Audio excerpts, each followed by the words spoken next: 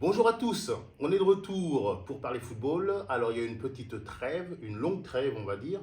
Ça a été consacré aux matchs internationaux, les sélections nationales. Donc nous aussi on s'est mis en pause. Donc là on va revenir. Pas que les sélections nationales ne soient pas importantes, mais comme je connais un peu moins bien que les équipes de championnat, j'ai fait une petite pause. Et là on revient sur les divers championnats. Et on va parler de cette Liga où maintenant on est effectivement dans une course à deux. On assiste au mano à mano en tant attendu entre le Real et le Barça. Comment vois-tu la fin de saison? La fin de saison, elle s'annonce difficile, elle s'annonce rude, mais c'est là, dans l'emballage final, que l'on gagne ou que l'on perd les titres collectifs et les titres individuels. Parce qu'il ne faut pas se mentir, dans ces deux équipes que j'ai mis sur le tableau, on a envie de gagner la Coupe du Roi, on a envie de gagner le championnat, on a envie de gagner la Ligue des Champions. Et il y a quelques joueurs qui, à titre individuel, ça trotte un peu dans leur tête, ont envie de gagner ce ballon d'or. Donc j'ai tenu à vous mettre, parce qu'on a tant et tant décortiqué le jeu de ces deux équipes, les équipes types, à mon avis, les équipes types du moment. Parce que du côté de Carlo Ancelotti, ça change pas mal.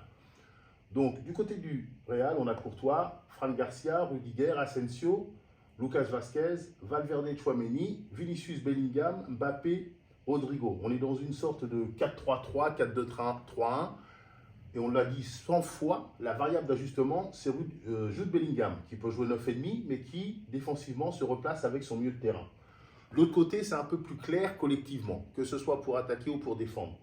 Donc on est vraiment dans un 4-2-3-1. Chesney, Koundé, Arroyo, Inigo, Balde, De Jong, Pedri, Olmo, 9,5, Lewandowski, Yamal et Rafinha. Là, on est vraiment dans un 4-2-3-1 bien affirmé. Collectivement, on va dire ce qui sépare ces deux équipes, c'est que là, on a des vraies complémentarités. On a une équipe type qui se dégage pratiquement. Et de l'autre côté, on a pu le voir sur le match de samedi dernier, c'est des à-coups, c'est des coups durs, c'est des accélérations, mais il n'y a pas la même continuité, on va dire, collective du côté du Real qu'il n'y a du côté du Barça. Ça ne veut pas dire forcément que le Barça va tout gagner, mais en termes d'équipe, en termes de collectif, je dirais avantage Barça. Maintenant, il y a aussi la force de l'habitude du côté du Real. C'est-à-dire qu'ils étaient quand même un petit peu meilleurs l'an dernier collectivement, mais on se demandait aussi comment ils allaient gérer le départ de Benzema. Force est de constater que la saison dernière, ils ont gagné le titre et la Ligue des Champions. Est-ce qu'ils sont capables de le refaire cette année? Ils ne sont pas loin, ils sont à 3 points. Ils sont encore qualifiés en Ligue des Champions, ils sont encore qualifiés en Coupe du Roi. Donc, même si c'est beaucoup plus séduisant du côté du Barça, en termes de résultats, les deux équipes, on va dire que c'est kiff-kiff. Ils ont réussi à sortir, je dirais c'est surtout eux, à sortir, on va dire, de la course au titre cette équipe de Atlético, qui a été quand même valeureuse tout au long de cette saison. Il va falloir qu'ils jouent un match très acharné dès ce soir en Coupe du Roi contre cette équipe d'Atlético. Pour le championnat, la difficulté, ça va être que cette équipe a 3 points de retard déjà. Donc dans sa tête, elle se dit qu'il faudra obligatoirement que l'on aille gagner le match retour contre le Barça et au Barça. Mais en plus, comme dans ce championnat, c'est le goal average particulier, ils en ont pris 4 à l'aller. Si jamais d'ici là, ils n'ont pas réussi à reprendre des points à cette équipe du Barça, il faudra qu'ils gagnent par plus de 4 buts d'écart pour aller chercher le titre. Donc autant vous dire que ça va être un petit peu délicat. Il va falloir que d'ici là, ils espèrent un faux pas de cette équipe du Barça qui pour le moment n'en prend pas le chemin. En plus, ces deux équipes-là, ce dont on n'a pas parlé, ce sera à vous de juger, c'est qu'ils ont des réserves. Ils ont des réserves, on va dire que je prends un petit papier, parce qu'il ne faut pas que je me trompe, il ne faut pas que j'oublie. Ceballos, Alaba, Endrick, Güler, Mendy, Lunin, Camavinga, Modric. Voilà les remplaçants du côté du Real. C'est quand même pas mal. Ça va permettre à Ancelotti, comme il l'a fait ce samedi, de faire tourner un peu son effectif pour que tous ces joueurs majeurs soient à leur forme physique maximale pour entamer ce sprint final. De l'autre côté, on a quand même Gavi, Garcia, Arroyo, Torres, Firmin, Christensen, Inaki Peña. Donc là aussi, ça lui permet de faire un turnover. Mais Hansi Flick, il n'est pas forcément fan de ce turnover. C'est-à-dire qu'il aime dégager l'équipe type, il aime faire jouer beaucoup certains joueurs. Mais il va être obligé parce que là, la fin de saison, le calendrier est infernal. Et si on veut aller au bout, Coupe du Roi, Championnat, Ligue des Champions, je pense qu'il faudra faire reposer certains joueurs à certains moments. Donc, j'ai essayé de vous donner un peu les clés de ce duel qui se profile en Liga, parce qu'en Liga, c'est sûr.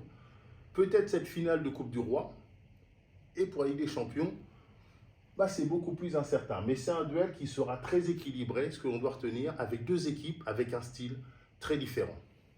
Quels sont maintenant les favoris pour la Ligue des Champions? Bah, je pense que ça a un peu. C'est bien que je vous ai mis ces deux équipes. Maintenant, on va attaquer le volet Ligue des Champions. Pour moi, en début de saison, il y avait quand même, en début de saison, au bout de 10-12 matchs, il y avait deux équipes qui se dégageaient pour être vraiment les favoris de cette Ligue des Champions. C'était Liverpool et le Barça, par rapport à ce qu'ils dégageaient collectivement dans la puissance, dans leurs individualités aussi, qui est à leur meilleur niveau. Il y a une équipe qui a été éliminée par le Paris Saint-Germain, c'est Liverpool. Maintenant, pour moi, il y a un favori qui est un petit peu au-dessus, c'est cette équipe du Barça. Et il y a deux équipes juste en dessous, mais pas très loin de cette équipe du Barça. C'est le Real Madrid, toujours avec son style un peu particulier, et le Paris Saint-Germain, qui a développé une vraie force collective qui permet aux individualités d'être à leur meilleur niveau. Sur le début de saison, le Paris Saint-Germain, c'était un peu... c'était pas fantastique. Luis Enrique a mis une base de jeu, mais cette base de jeu ne permettait pas aux joueurs offensifs d'être à leur meilleur niveau. Et je pense qu'il y a une bascule qui s'est effectuée sur cette deuxième mi-temps contre Manchester City pour le PSG. C'est-à-dire qu'ils ont toujours leur base collective pour ressortir les ballons de derrière, mais devant, les joueurs ont laissé libre cours à leur qualité individuelle. J'ai l'impression qu'avant, ils étaient un petit peu sous le coup de ce collectif un peu. Ils étaient un peu trop scolaires. Et sur cette seconde mi-temps face à City, ils se sont libérés et chacun a mis en avant ses qualités individuelles. On a vu les qualités de dribble, on va dire de Barcola, on a vu les qualités de finisseur se mettre en mouvement du côté de Dembélé. On a vu aussi la qualité individuelle de Désiré Doué. Après, les autres joueurs sont très bons aussi au milieu de terrain. Mais il y a eu, on va dire, une prise de conscience, une sorte de dépassement de fonction, une sorte de libération individuelle de chaque joueur qui fait que maintenant, cette équipe de Paris, elle a des vrais repères collectifs. C'est là-dessus que s'est appuyé Luis Enrique. Mais je pense qu'il laisse beaucoup plus de liberté offensive aux joueurs créatifs. Donc, c'est pour ça que maintenant, cette équipe, je mets toujours le Barça un petit peu plus haut. Mais derrière, juste derrière, je mets le PSG et le Real Madrid, parce que le Real Madrid, c'est toujours la force de l'habitude. C'est-à-dire qu'ils ne sont pas forcément très convaincants sur tout un match, mais ils ont des individualités qui arrivent à prendre le lead et à retourner les situations. Il y a quand même une chose que ce Real Madrid doit retrouver pour espérer aller au bout, c'est retrouver Vinicius.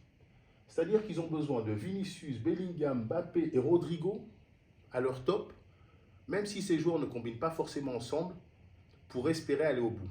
Et là, je pense que plus Mbappé, il n'y a pas d'accent, je l'enlève, plus Mbappé a pris de place dans ce collectif, ben plus il y a eu un recul malheureusement de Vinicius.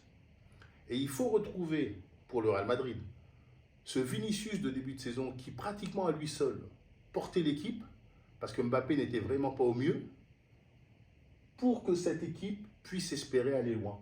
Parce que même s'ils ne combinent pas forcément ensemble tout le temps, quand ces quatre-là sont au top, pour l'adversaire, défensivement, c'est injouable. Parce qu'il y a de la menace multiple. C'est-à-dire qu'on ne peut pas se focaliser sur Mbappé, parce que sinon on libère Vinicius. On ne peut pas se focaliser sur Bellingham, sinon on libère les trois autres. Donc, ça va être le boulot d'Ancelotti, non pas de trouver un collectif comme il peut y avoir du côté du Barça, mais de faire en sorte que ces quatre joueurs arrivent à leur meilleur niveau dans l'emballage final. Et là, effectivement, ça va devenir une machine difficile à battre en Ligue des Champions, même si je la mets au même niveau que le PSG, mais en dessous de cette équipe du Barça en tant que favori.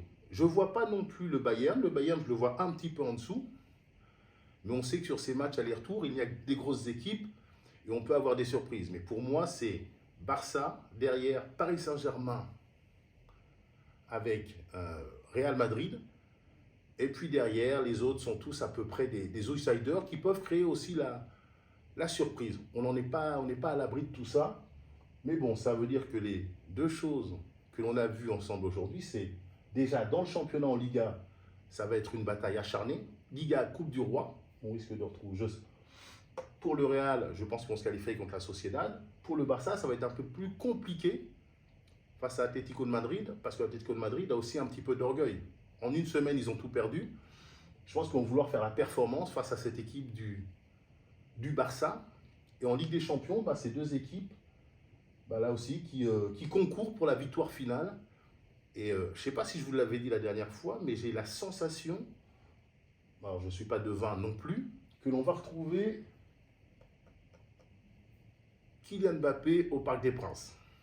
En tout cas, j'ai hâte de voir ce que va donner la Liga et j'ai hâte de voir ce que va donner la Ligue des Champions pour ces deux équipes et dans toutes ces confrontations qui s'annoncent passionnantes. Heureux de vous avoir retrouvé.